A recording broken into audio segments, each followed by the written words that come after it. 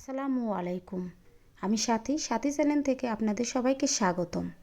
আমি আজকে পুঁটি মাছের তরকারি রেসিপি নিয়ে চলে এসেছি। আজকে আমি সরপুঁটি মাছের তরকারিটা রান্না করব, তার সাথে সবজি দিয়ে। তো শীতের সবজি দিয়ে এই সরপুঁটির তরকারিটি যারা এখনও খাননি তো দেখতে পারেন আমার এই ভিডিওটা। আর ভিডিওটি দেখার আগে একটি লাইক দিয়ে ভিডিওটি দেখা শুরু করবে। প্রথমে আমি কিছু সরপুঁটি মাছ ধুয়ে লবণ দিয়ে মেখে রেখেছি। তারপর আমি ধুয়ে এখন আমি লবণ দিয়ে আর মশলা দিয়ে সরপুঁটি মাছগুলা ভালো করে মেখে নেব। তো মাখা শেষ। এখন আমি সবজিগুলো সুন্দর করে কেটে ধুয়ে নিয়েছি। তো চুলাতে আমি একটা প্যান বসিয়ে তেল গরম করতে বসিয়ে দিয়েছি। এখন আমি মাছগুলো এক এক করে ভেজে নেব। যেহেতু আমি মাছগুলা হালকা ভেজে তবে রান্না করব, তো এক পিঠ আমার ভাজা হয়ে গেছে। এভাবে আমি মাছগুলো উল্টিয়ে পাল্টিয়ে ভেজে নেব।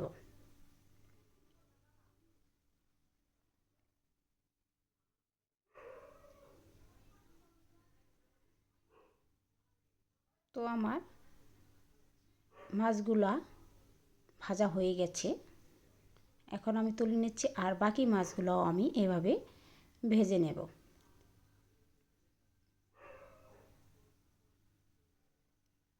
বাকি মাছগুলো আমি সুন্দর করে ভেজে নিয়েছি। এখন আমি মূল তরকারি রান্নাতে চলে যাব। এখানে আমি ভাজা মাছের তেলেই পেঁয়াজ কুচিগুলো দিয়ে দিয়েছি। এখন ভেজে আদা রসুনের পেস্ট দিয়ে নেড়ে চেড়ে নিচ্ছি। তারপর আমি এখন মশলা দিয়ে দেব। তো এখন আমি মশলা দিয়ে দিচ্ছি। মশলা দিয়ে এখন আমি নেড়ে চেড়ে নেব।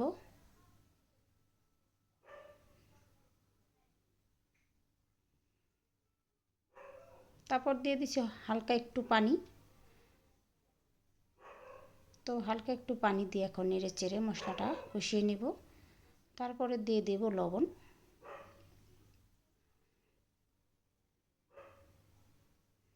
তো লবণটা দিয়ে আমি নেড়ে চেড়ে ভালো করে মশলাটা কষিয়ে নেব।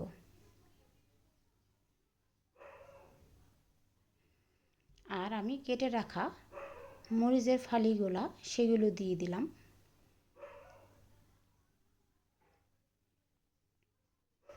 তারপরে দিয়ে দিলাম আমি কেটে রাখা সবজিগুলা।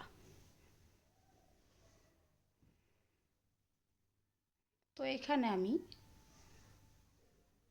আলু, বেগুন, ফুলকপি, মূলা দিয়ে এই মাছগুলা রান্না করব। তো মশলার সাথে ভালো করে আমি সবজিগুলা নেড়ে চেড়ে মিশিয়ে নিচ্ছি। এখন আমি ঢাকা দিয়ে দিচ্ছি সবজিগুলো সিদ্ধ হওয়ার জন্য। তো ঢাকা উঠিয়ে আবার আমি সবজিগুলো নেড়ে চেড়ে দিচ্ছি।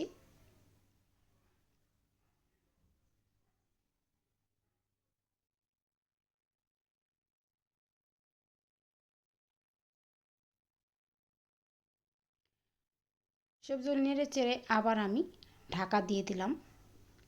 এভাবে 1 মিনিট পর পর আমি ঢাকা দিয়ে আর ঢাকনা খুলিয়ে আমি নেড়ে চেড়ে নেব। তো দেখুন অনেকগুলা সবজি ছিল, সেদ্ধ হওয়ার পর কত কমে গেছে। তার মানে আমার সবজিটা বেশিরভাগই সেদ্ধ হয়ে গেছে। এখন আমি পানি দিয়ে দিচ্ছি তরকারি ঝোলের জন্য।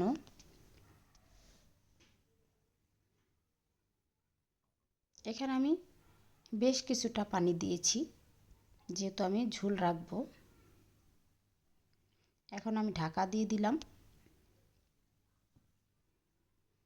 বলক উঠে গেছে, এখন আমি ঢাকাটা উঠিয়ে নিলাম। এখন আমি নেড়ে চেড়ে নেব।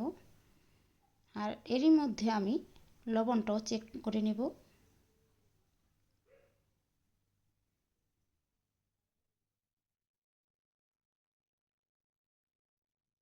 আবার আমি ঢাকা দিয়ে দিলাম। ঢাকা ঢাকনা উঠিয়ে আবার আমি এখন আমার যে ভেজে রাখা মাছগুলো ছিল সেগুলো এক এক করে আমি ছেড়ে দেব। তো মাছগুলো আমি ছেড়ে দিচ্ছি, দেখতেই পাচ্ছেন। তো যেহেতু সবজি দিয়ে মাছটা রান্না করব, বেশি ভাজার প্রয়োজন নেই, এপিট ওপিট করে ভেজে নিলেই হবে। মাছগুলো দিয়ে এখন আমি ডুবিয়ে নিচ্ছি।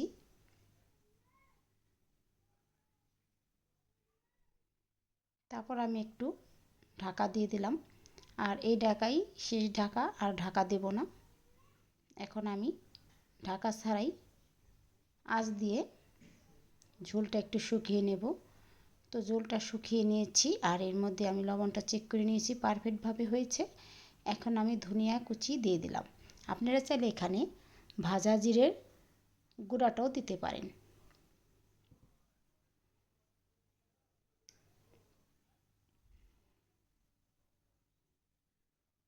তো শীতের সবজির মধ্যে ধনিয়ার পাতা কুচি খেতে খুব মজা লাগে, তো আমি ধনিয়া পাতা কুচিটাই দিয়ে দিয়েছি ফ্লেভারের জন্য। তো এরকম একটা ঝোল আসছে, দেখতেই পাচ্ছেন।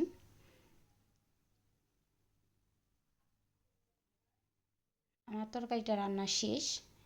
এখন আমি বেড়ে নিব। তো বেড়ে নিয়েছি, দেখতেই পাচ্ছেন। তো সরকটি তরকারির রেসিপিটা আপনাদের কেমন লেগেছে? যদি ভালো লাগে সাবস্ক্রাইব করে আমার ভিডিওর পাশে থাকবেন। ধন্যবাদ সবাইকে।